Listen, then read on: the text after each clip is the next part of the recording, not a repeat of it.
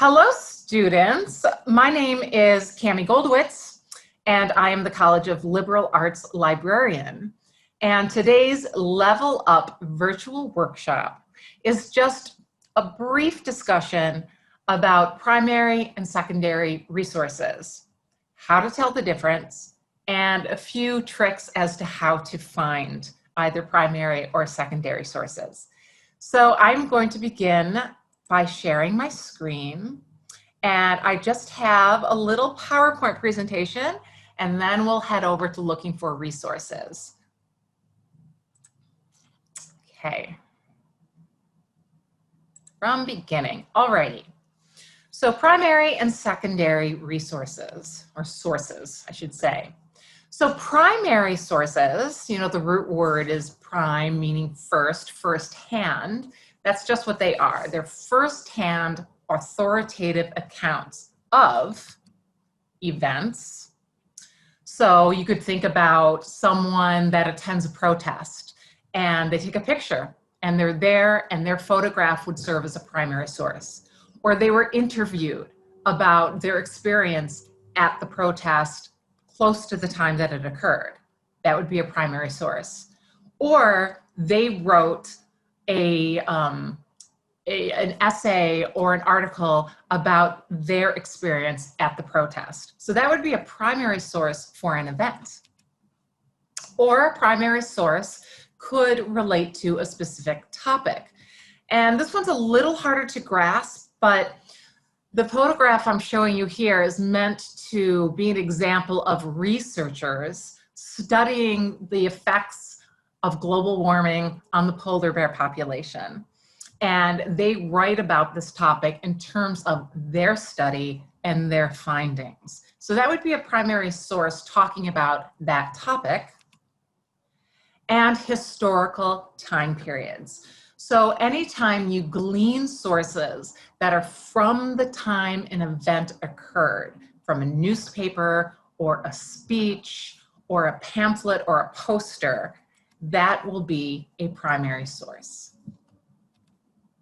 So other examples of primary sources beyond those few examples are, again, photographs, original photographs, speeches, transcripts of speeches, or video of speeches, someone's diary entries, newspapers, when the story is discussing or reporting on the event or the happening at that time.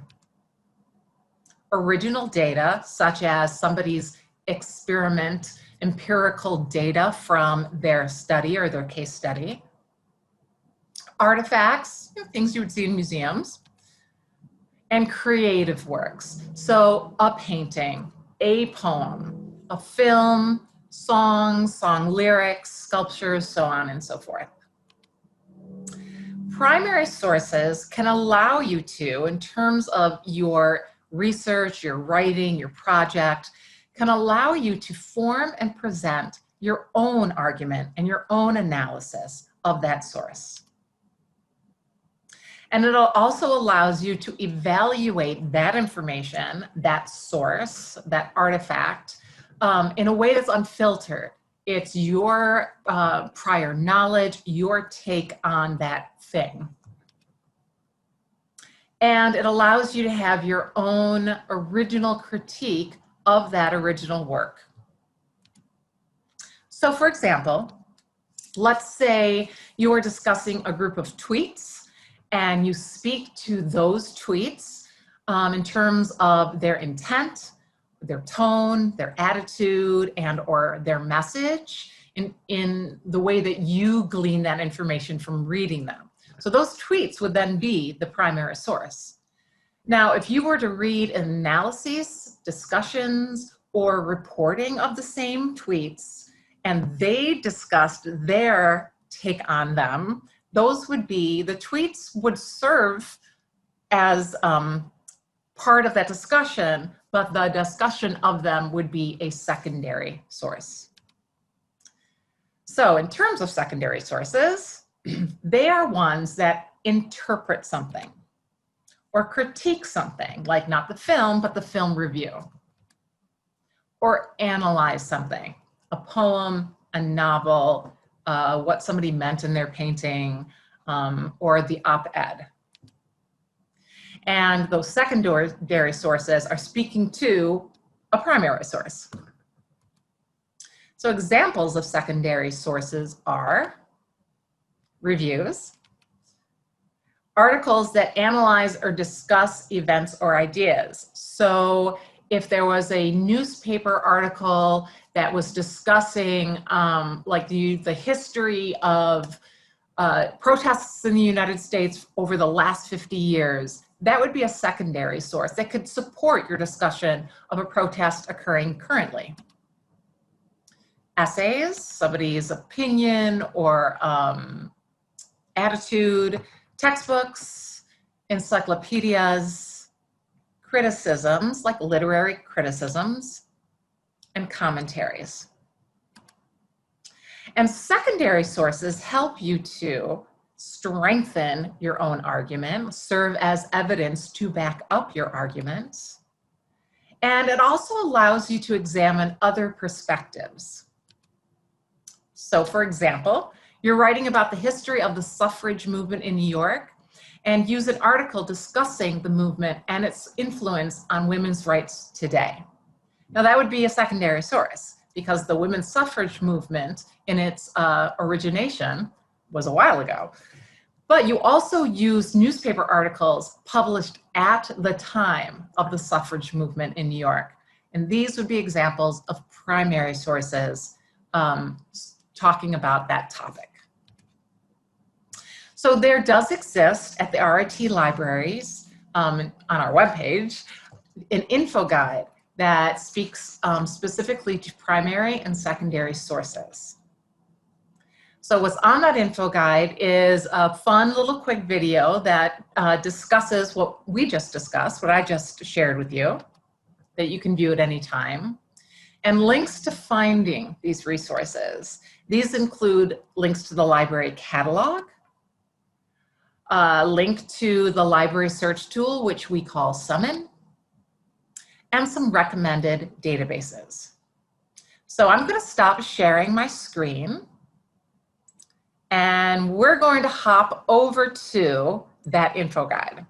So the way in which you find the info guides is from, as you see here, the library's homepage, library.rit.edu. And then under this tab, Research Help, underneath instruction is the link for our info guides.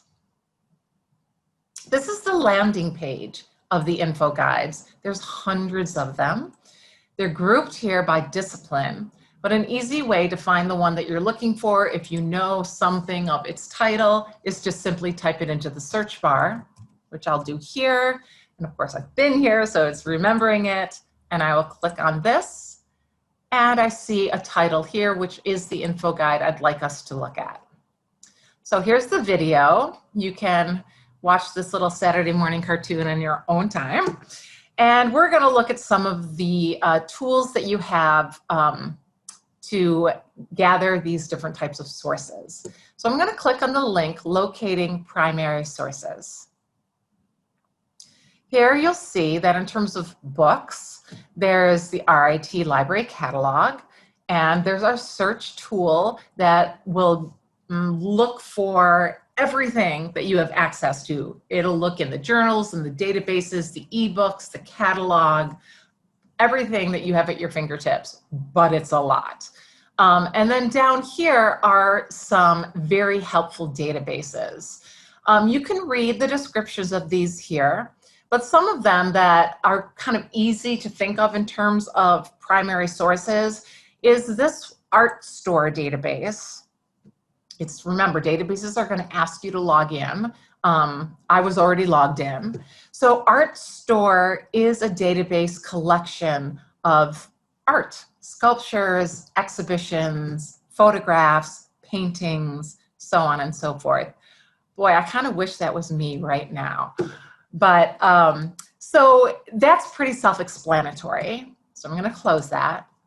And also we have some really good databases that offer you a means of searching for newspaper articles that are pretty archival. So we have the full collection of the New York Times from 1851 to the present. So that's a pretty easy way to, if you know the years, the era of your event or what it is that you're looking for, to search within the New York Times database. And there's some other historical newspaper databases as well. Now, I think those are kind of self-explanatory, but I wanted to take a quick look at Summon because kind of the trick to maneuvering and using these massive databases in a workable way is to use your filters. So for this example, I'm going to type in the 19th Amendment.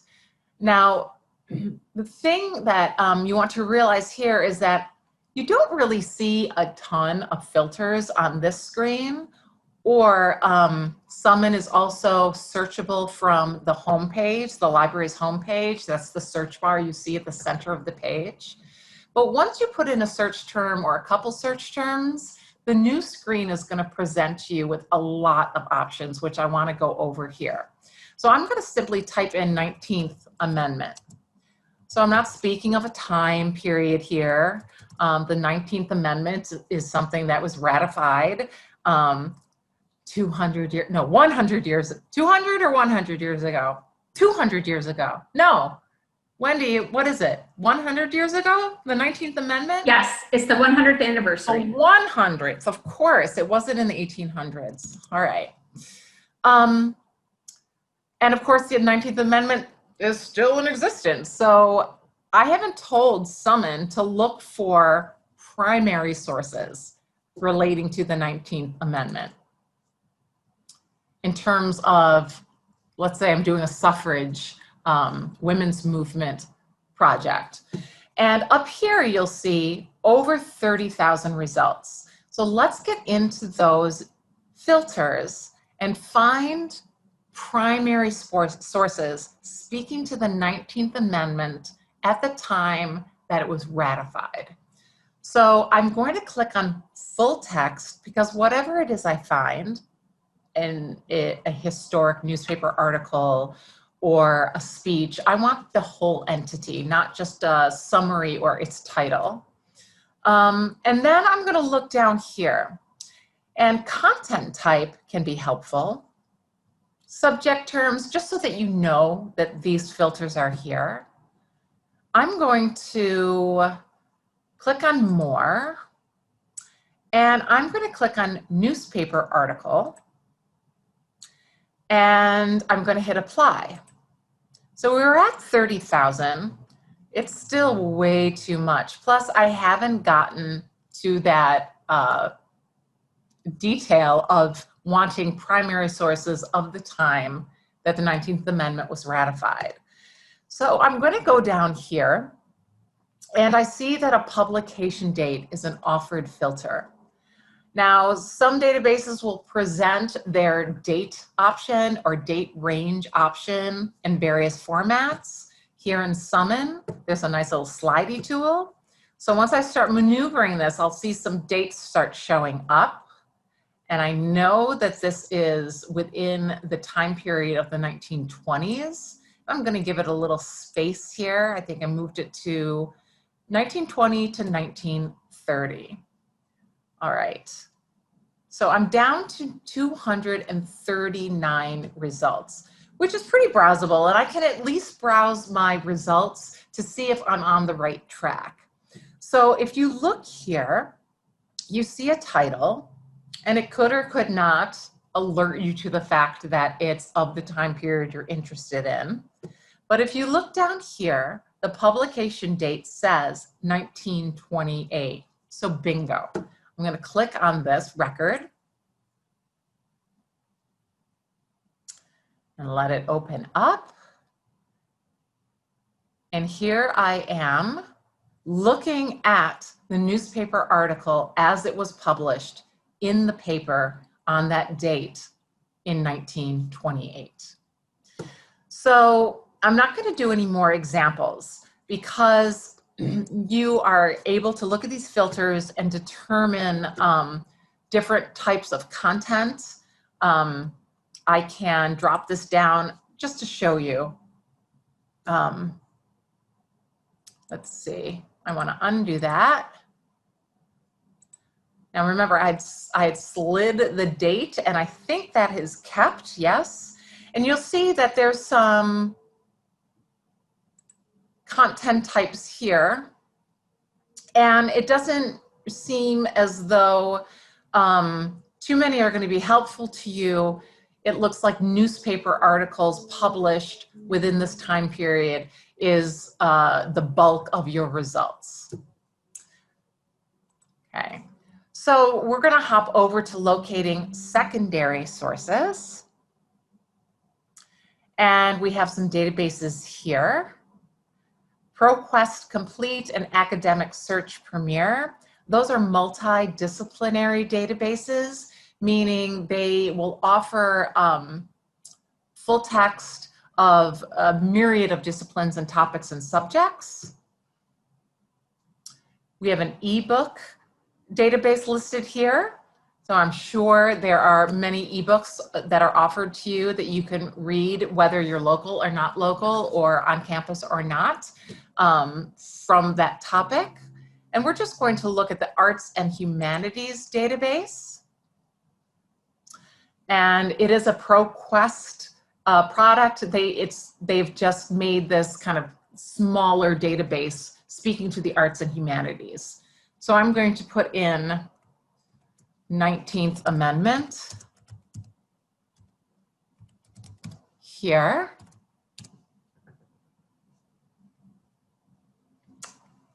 And I have 88 results. I definitely want full text because if I see a good result, I want to be able to read it right away. You can, of course, get articles and ebooks through interlibrary loan, but for this purpose, it looks as though there's plenty of results to look over and discuss. So here's the title. Actually, that is not going to be so great because it's a book review. I'm going to go back. But again, you can see the source types here. Click on more. So you're not looking for that photograph of the suffrage, of the ladies marching for the suffrage movement, or a newspaper article of that time, or an interview or a speech given by Susan B. Anthony. You're looking for articles that discuss the suffrage movement historically. So I just clicked on scholarly journals,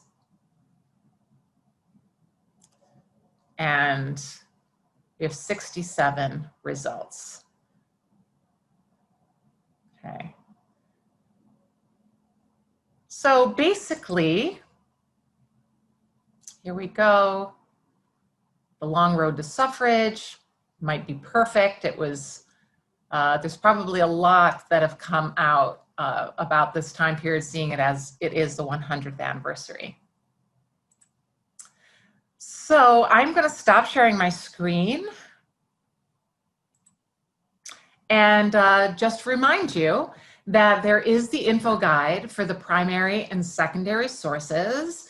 A lot more to look into there. You have the video that will give you that nice background describing primary versus secondary, as I discussed in the PowerPoint. And as always, you can contact the library and your friendly neighborhood librarians anytime. You can reach us through email. You can chat in during business hours, which are Monday through Friday, 9 to 5. And you know what? I'll share my screen one last time to remind you how you can do those things. So back on the library's homepage, under Research Help, you can meet your librarian, meaning here we are with our email addresses.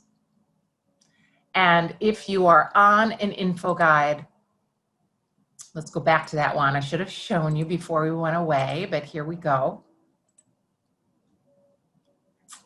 If you are on an info guide and this rectangle, which sits on all of the info guides, is green, that means there is a real live librarian waiting and ready to answer your question.